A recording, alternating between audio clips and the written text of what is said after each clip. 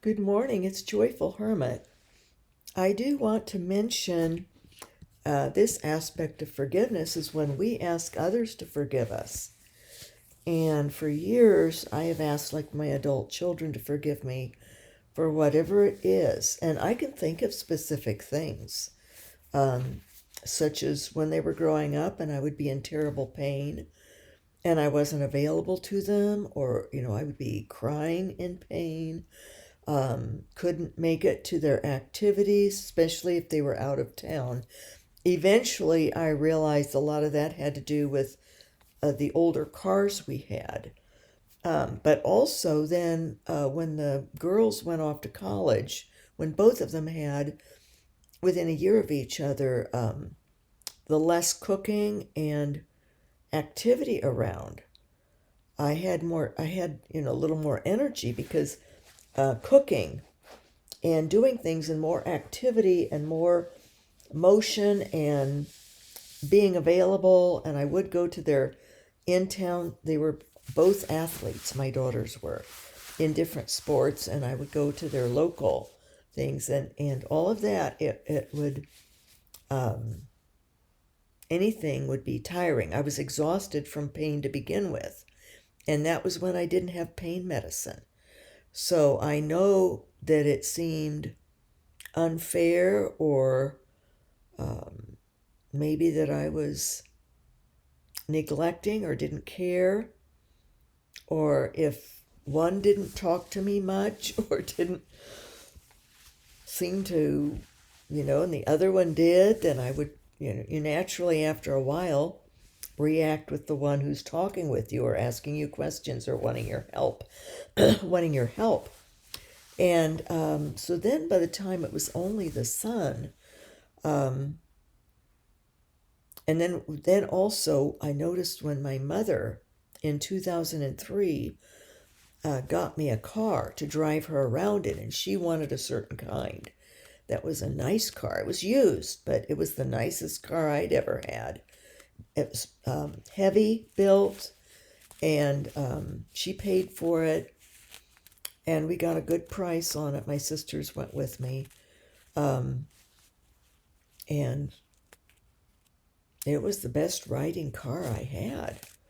And I was able to like go a half hour, even drive more and sit more because of the nicer car, better seats built and all. I even wondered if that was partly why they resented or were angry. But then also religion, when I really did better when I became Catholic. I just had so much I could think about and do that, that was inspiring. And at least, even though people just around maybe had doubts or issues or whatever, but I finally had answers to my mystical experiences. And I had friends in the books I read, these mystics. Just because they're deceased doesn't mean they aren't our friends. And I really felt that. I felt the friendship. I felt understanding, that I understood more what was happening with me, how I was born, how I was different finally. And I loved Mass. It gave me something every morning. I would get up, that I wasn't having a pain siege, and get to morning Mass. My son would leave for his school, I think like at 7. And so I would be there by 7:30 for morning Mass, pray ahead of time. And Catholic Church, it's a lot of kneeling, which was great for my back, as opposed to sitting. There were wood pews, not padded. Later on, they started padding things. People need it, I guess, for their rear ends, and that is a problem. But if they had padding, then I would just lay down in the pew. But I did that in Protestant churches also. I would lay down like this with my knees up during the sermons, especially any longer sitting, to preserve me from having a bad pain siege then the next day. It always would happen the next day if I did something wrong with my back the day before. or I would also just wear out. The pain would go along so long and build, and then I would have a terrible pain siege, including horrible spinal headaches that nothing would touch except a Demerol injection, Visceral and Demerol, really strong, that would knock me out for a good 24 to 48 hours. And then my daughters, they would be in charge even when they were younger and take care of the little brother and take care of me if I needed anything. So that kind of life on children was hard. And I'm sure as adults, with their wonderful family lives, they realize, just what they were denied. And that may be part of the anger. I had a temper. I grew up with a mother with temper. And pain can make you very ouchy, guaranteed, this kind of pain. And frustrations and stresses, especially when we were in California and the ex-husband was tormenting nonstop, holding back child support, sending it late, deducting money, just taking money off, knowing, or skipping, he would skip months, knowing that the courts, I couldn't do much about it. I tried, but the courts were backlogged. I'm still waiting these many years later to hear from them when my court date comes up. Well, they just forgot. They just didn't do it, didn't bother. I never got justice until finally when he moved to another state, Washington State, and then I got wages garnished finally. But it was just always something, always trouble, always upset with the ex-husband. So, or maybe they resented that we moved, that the judge let us out of state. They maybe forgot why we left and what some of the things he was doing that were terrible, why the kids wanted to leave, and it was best for us to leave for the kids' well-being, to get away from all that. We'd had 5 or 6 years of harassment. So, but now, looking back, I don't think they remember. I know they don't. They've asked why well, 2 of them don't remember, asked why we moved. And if they would think through why a judge would let us go 2,200 miles away, they could pretty much figure out something wasn't good. I had no sway over the judge at all. But the judge saw through. But stuff like that, maybe they're angry at me for those things, or that I've had a hard time putting it behind me. It was hard. I never wanted to have a divorced family life. And also my finances. I provided a beautiful home. I could afford a better one.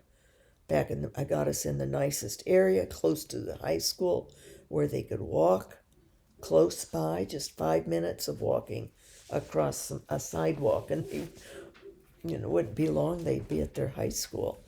Maybe because I couldn't, but I should have more figured out a way to fly them to schools out of state where they could check and see what colleges they wanted to go to. There was a very good one in the home state. It's considered the Ivy League of the Midwest, and the girls went to that. Top notch. But it wasn't the best for the second daughter. And as it turns out, that sort of got bungled big time, and I blame myself. It wasn't my fault, but I blame myself. She Mercy. Anyway, maybe they resent that. I know the oldest wishes that she'd gone to a different university, or said she did. Mercy, no barking. Mercy, no barking. Mercy, no. She's looking at people walking their dogs out there. Mercy. Anyway, who knows? But I asked and asked. It's been 20 years or more. Oh, longer. 30 years. Yes, it's 30 years. My daughter went to college. Mercy, stop. Stop. Stop that. Stop that.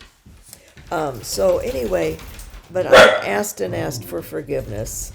I outgrew my bad temper. Well, pain pills helped immensely.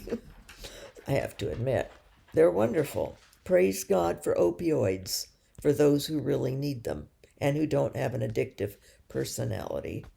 It's been a lifesaver for me to be able to function better, and my pain pump. But I don't know what all. I think my being a mystic, being different, had a lot to do with it. There again, something I couldn't really help. Moving, that was finances. I don't know, but I've asked and asked forgiveness. And at this point, where I've learned to do the pray for others, and this includes anybody, pray for them, love them, and forgive, and then move on with my life. I've been doing that now for about 9 months, 8 months, since God told me those words spread out on Sunday mornings. But I have other people, though, who I have been open at times with my, I'll go a long, long time with people and try and work with them and get them to see something, understand, such as not to be hateful to a mother. There was someone very close to me for 31 years and became obsessed with anger toward her mother. None of my sisters or anything, but this is Lovey here. So finally I said, I think you need help. Therapy would help you get over this hatred of your mother. It got down to she was using the hate word. And elderly ourselves, and the mother was 100, nearly 100, I don't know, 98 or something. And that upset this person so much that she cut me off permanently. Doesn't speak, that was been it. I think I called her once, and she talked a little, not much, and didn't want to rekindle our long-time friendship, close friendship like sisters. Not my sister, but anyway, so I asked forgiveness for having insulted, I guess, by suggesting that she get therapy to get on top of the hatred of her mother, because I said it's not good for your soul. But so that I was not forgiven, and that friendship has been off, and I let it go. And it's been fine. And someone else that I insulted, it was truth that I did, but it was not good. It was something that I wrote online that I didn't think the person would ever read. Why would somebody read something of a hermit? Didn't know, but did. And I didn't use the person's name or location, but it was enough in it. And it had to do with that person's obsessive personality disorder issue. And, but not, it was as if I wrote a novel, that would be a character in it. And those would be the problems. And the person would figure out, she's writing about me.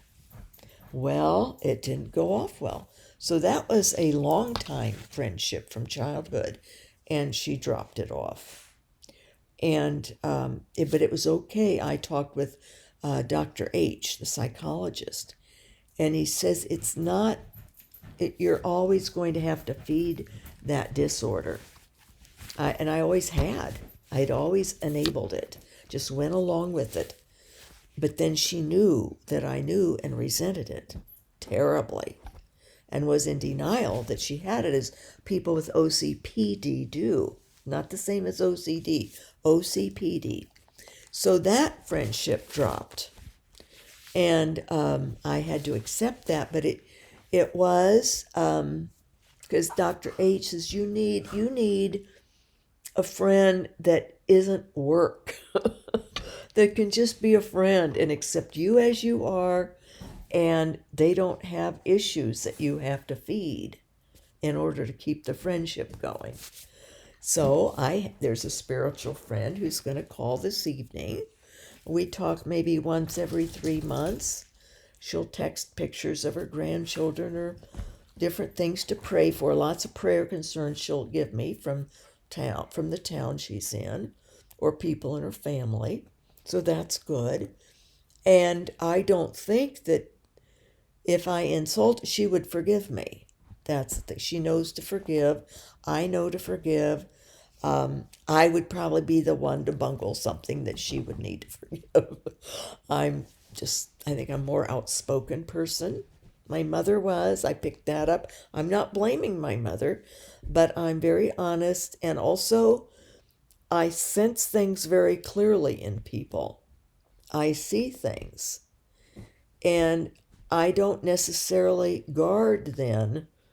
And it's not purposeful that I go out and say something to hurt someone. It's usually done with the one person, I really think I've been trying to help you for 30 years. It would really do you benefit to get a therapist to help you work with this, because that's about every conversation. I would be trying to help her with this anger toward her mother. It would always come up, her fixation of upset with her mother. The mother just had idiosyncrasies like we all do, but it really bothered this daughter. That can happen with mothers and daughters a lot, and it's a bad thing to have. Break it if you've got it. It's no good to not love your mother. Now, if they're horribly abusive, love them, forgive them, and stay away. But otherwise, if it's idiosyncrasies that rub you wrong, please try to learn to accept and laugh it off and look to our own selves. We've all got them. So maybe that's with my kids, my idiosyncrasies that they just can't stand. Or I'm thinking maybe I didn't protect them enough from certain things, like with their father. I don't know. Or the choices I made, like moving. Well, it was financial reasons, but I did the best I could. So I don't know, but they haven't forgiven me, obviously. And I think now the one that was speaking to me seems to be bothered by me. I don't know, either that or she's extremely busy, but hasn't been in touch and doesn't respond well. Is angry, I can tell. So I'm wondering if I know the person would not at all like my videos. Not at all. And I have thought of that I've said things in my videos that would anger people. I'm sure. I've been very honest and open. And this one, well, all of them, they don't like that about me, that I'm open. And there's reasons for that. I think part of it is I am so blitzed. My life is so awful. I've had so many traumas and problems and attacks of the devil, one after another, that after a while you become sort of dead to things. And it's like being an open book is cathartic. Nothing matters anymore. It's like you're laid open. You've been beaten dead practically, and nothing matters. So that's why I share anything. It's like I'm dead to myself in that regard. And I've been honest about the relationship with how the adult children have dropped me. I mean, if anything, I should be embarrassed by that. But they have reasons. I just haven't figured them all out yet. and they won't tell me. I've asked. One time, one of them said, well, you wouldn't be able to take it, what we'd have to say. So I said, try me, but no, it wouldn't. I've offered, let's go to counseling together, whatever. No, you wouldn't be able to take it, what we would have to say. So what do? You just move on. You pray, love, forgive them, even though they can't forgive me, and move on. And that's the same now. I think I have insulted this professor that I dearly loved. And I was so amazed that she remembered me and had sent kind notes and things, but lately, no. And I'd sent a very heartfelt email and I got a very curt response. So something's gone wrong. Maybe she's noticed my videos and maybe didn't like it that I mentioned her being this professor, an excellent professor. And I think before, a while ago when I mentioned it, I might have said that I thought she wasn't well right now or something was going on. And I had that thought because of just little things that didn't seem quite right. But she then wrote to me once and said that she was doing much better. So I don't know if she saw that and was insulted or heard it or what. But I've asked forgiveness, but it's not coming. So this little short video, it's sort of long because I get off topic, giving examples of people who dislike me or cut me off, or I've had to cut off a few, but I always explain. If I have to back away from someone as a close friend and say, let's be friends in prayer or something, it's always for a reason. Sometimes it's their lives are more temporal, or I only have so much energy and time, and it was becoming very time consuming, but very, very temporal. Or somebody who did have an abusive husband, he's deceased now, but and would call me, she would call, cry and upset, but would never do any of the advice, and was in this loop of a cycle of enabling it, taking it, it's horrible, took it, and then went right back into more. But I love you. Wouldn't do counseling, nothing. Wouldn't even do a trial separation to try to straighten him out. That would shake him up. It would have shaken him up. But no, but instead, hours and hours, over years. And I just couldn't take it anymore. And Dr. H, again, I asked him. He says, no. He says, it's not doing you any good. And it's not really a healthy friendship for her either. You're a free therapist for her, taking your time. But I would get emotionally involved. That's my problem. I love people and I care. And then I would get frustrated or so that I had to cut that one off, exchange Christmas cards or whatever. And there would be other things. Mercy, no, that's danger. I'm going to have to stop. She's chewing on a wood shim. Not good for her. They get splinters and stuff. Dogs shouldn't chew sticks either. Or tennis balls. Anyway, so what to do when we forgive others, but they don't forgive us? We have to humbly accept that relationship is over. We just accept it and move on and try to be more careful. What it means if we insult someone and they can't forgive us, it shows they have pride in them. And it shows in ourselves if we can't forgive others. Say, if I couldn't forgive my mother for criticizing me, I turned her criticism into her love that she wanted me to be a better person, which she did.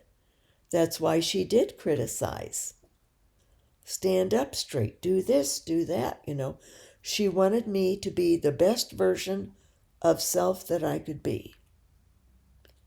And the way she would say it sometimes was hurtful. Yes, she could have had a better way to say it. And I'm sure my kids would say the same of me. When we're in our situations, we don't necessarily see ourselves the way we are. We try to. That's a good thing to work on, to see ourselves as we are. But we're imperfect.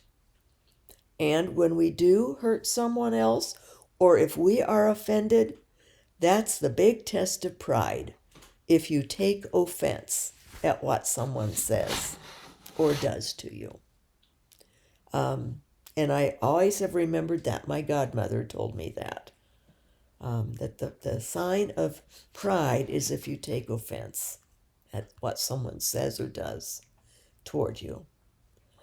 And but if someone does, we have to just let them go if they can't forgive us. And we've asked them to forgive us. And then if they want back in at some later point in time, we need to pray about it. And in the interim decide, was that a friendship that was beneficial to them and to you? Did they need you for anything? If someone needs me, I'll hang in. Genuine need, not sick, not a usurious type of thing. Or the fact that I'm helping them is keeping them from getting serious help that they need. Then no, it's best to pull away. But all this requires discernment. But that's the aspect about forgiveness we hadn't talked about, is when we're not forgiven, how do we handle that? Well, with grace and with understanding. Sometimes, like the person that has OCPD, that longtime friend, she can't. Because to forgive me would be to accept that she had an imperfection. And those people who think that other people are imperfect, but that they are right and that they are perfect, they cannot accept that they're not. It's a psychological thing. And you can't blame them. It's in them. They can't help it. And they're not the type of people who would get therapy to work on it because they are convinced that they're okay. So that's sort of a no-win. You either enable them with that and go along with it and feed it all the time, never cross it, or you have to accept that it's not going to work out and get away from it, or allow them to be angry with you and drop you off and blame you. I accepted the blame and I let it go. I let that friendship go. Other than we exchange birthday and Christmas, I just mirror whatever she sends, I send. And because, I did do wrong in a way. I should have said to her face. I knew that would break the friendship if I said to her face that she did have that problem. And it had gotten to a point where it had caused a lot of harm in her marriage. Her husband stayed with, but he died then. Had a breakdown and died. It was very sad, the whole thing. So we have to accept these things and accept our own imperfections. And that, and me in particular, I can look at my life and say, obviously, I wasn't an effective mother. I was, as far as they're all doing great, very successful people and friends and everything. I made sure their lives were enriched and used every penny I had to do so, and every ounce of energy at the time. And I pray now still and encourage and do whatever I can, even though I'm not treated in kind. My daughter's birthday's coming up. I'll send her a card. I'm sure I'm going to send her a gift. But I got no call, no card, no gift, no nothing. I did get a happy birthday text late at night, and that was it. And it's not about what we get, but it was a signal that she's angry with me again. And what can I do? I just have to accept it and move on. But I did this time think maybe I should mirror. But since she's my own daughter, I won't. I'll just keep doing what's best on my part, and then. But I don't contact her. I used to try, and there's no sense if someone's not going to respond at all. You have to let go. Otherwise, it becomes too painful, and it's self-defeating too. It's like punishing ourselves over and over for what we don't even know really what it was that we did that's so unforgivable. Except maybe just be myself. Maybe that's the problem, and it probably is. And part of the joy of the videos is I have found people who can tolerate me, obviously. There's a few, just some nice comments left. I'm grateful. Dr. H says, this is good. You never get compliments. It's always hassles, So, anyway, that's the thing on forgiveness is if we're not forgiven, handle it graciously. Still love the person, pray for the person, and especially make sure that we always ask forgiveness of others. When we know we've done something wrong, and when we don't, but they're reacting to us, that we can figure out real fast we've done something. We've said something, we've insulted or done, upset them. Ask forgiveness.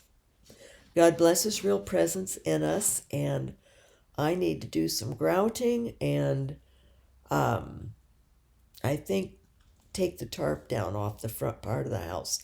Tomorrow I hope we'll start working on that. I also still have cabinet work to do, but I need help lifting, and I don't know if the young man is feeling better today or not to help me. I may have to go out in the street and just wave down a car.